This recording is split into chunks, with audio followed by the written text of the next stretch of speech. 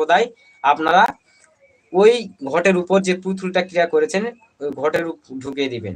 ঘটে ঢুকিয়ে দেওয়ার পরে আপনারা ঘটের ভিতরে একটু শ্মশানে কয়লা দিবেন।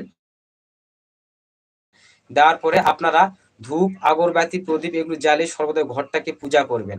ঘট পুজো করতে হবে। পূজা করার পরে এগুলো নিয়ম প্রসেস সব করার পরে আপনাদেরকে নিয়ে যেতে হবে শ্মশানে।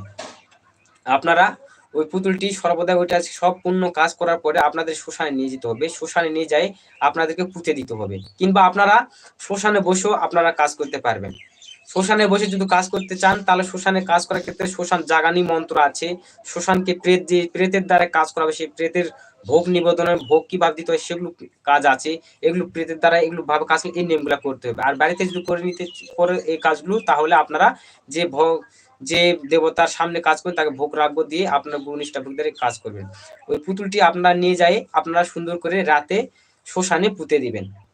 শ্মশানে খুঁড়ে আপনারা পুঁতে দিবেন। পুঁতে দেওয়ার পরে ওখানে একটা ধূপকাঠি জ্বালিয়ে দিয়ে ভক্তি সালাম হয়ে চলে আসবেন। আর অবশ্যই যাওয়ার পরে মা শ্মশান কালীর কাছে হাত জোর করবেন, বলবেন হে মাতা শ্মশান কালী, আমি যে মন আশা বাসনা নিয়েছি মা, সর্বদাই যেন আমার আশা বাসনা মনে বাসনা যেন পূর্ণ হয়, তুমি পূর্ণ করো, কৃপা করো মা।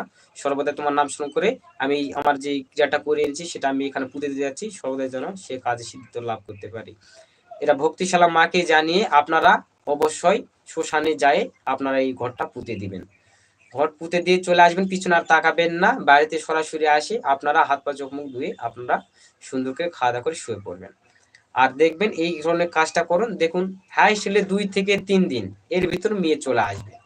আর কাছে থেকে হলে তো যদি সকালের দিকে করা হয় দিনের ভিতরে চলে আসবে, আর যদি রাতে করা হয় পরের দিন চলে আসবে, কাছে থেকে কারেন্টের মতন কাজ। কিন্তু আমি যে মন্ত্র দিব এটা ডায়েরি থেকে, আমি ডায়েরিতে দেবো, এটা আমার ডায়েরি লেখা, আমার ডায়েরি এটা, এই যে আমার ডায়েরি, এটা মা শ্মশান কালীর এটা মন্ত্র, এটা গুপ্ত মন্ত্র, এগুলো গুপ্ত মন্ত্র আমার লেখা, আমি ডায়েরিতে দেবো। কিন্তু মন্ত্রটি আমি দিব এই লাইভে আমি দিব না মন্ত্রটি, কারণ এগুলো আমার পার্সোনাল জিনিস, এগুলো জিনিস এরকম ভাবে আমি লাইভে দিতে পারবো না। যে শিষ্যর প্রয়োজন হবে, নিয়ম জানা থাকলেও প্রয়োজন হবে, তারা অবশ্যই আমার ইমোতে লক করে কিংবা আমার দেওয়া নাম্বারে ফোন করে আপনারা মন্ত্রটি নিয়ে নিতে পারবেন। আমি মন্ত্রটি দিয়ে দেবো।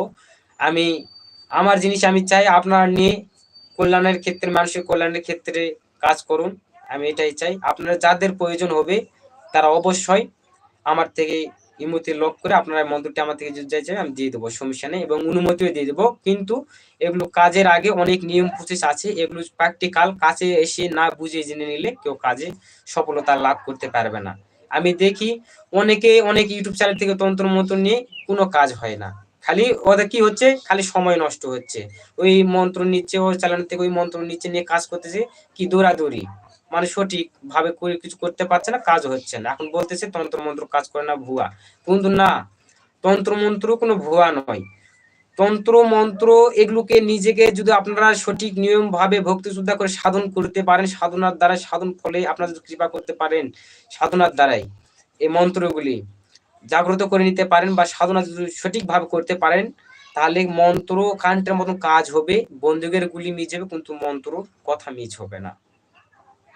এগুলা গুরু পিছনে পড়ে থাকে, সময় নিয়ে ভালোভাবে দেখে শুনে কাজগুলো বুঝে নিতে হয়। খালি মন্ত্র নিয়ে গুরু যেটা বলে শর্টকাট ওই নিয়মেই করলে যে কাজ হবে তা না, অনেক এগুলোর ভিতরে ভ্রান্ত আছে। যে কোনো কাজের ভিতরে একটা ভ্রান্ত আছে, অনেক নিয়ম প্রচলিত আছে, কারণ একটা কাজ কিভাবে করতে হবে তার ধরন আছে। সেই ধরনগুলো না জানলে, নিয়ম প্রচলিতগুলো না জানলে আপনারা কাজে জয়যুক্ত হতে পারবেন না।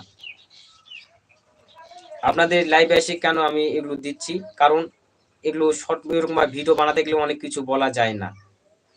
কারণ আমি আপনার যেটাই যখনই কাজ করেন আপনাদেরকে বলি, যে তান্ত্রিক হোক আমার এই লাইভটি দেখুক বা আমার শিষ্য দেখুক বা অন্যান্য যে ভক্তবিন্দুরা তারাই দেখুক, আমি তাদেরকে একটা কথাই বলবো, যে গুরুর আশ্রয় করেছে সে গুরুর চরণ ধরে নিষ্ঠা ভক্তি দ্বারা গুরুর চরণে পড়ে থাকো, এবং গুরুর দেওয়া নির্দেশে আপনারা কাজ করে দেখবেন অবশ্যই ফলপ্রদ হবেন।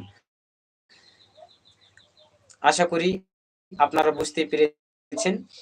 আজ এই পর্যন্তই, আমি লাইভ শেষ করতেছি। আপনারা ভালো থাকুন, সুস্থ থাকুন, দেখা হচ্ছে অন্য কোনো ভিডিওতে। নমস্কার।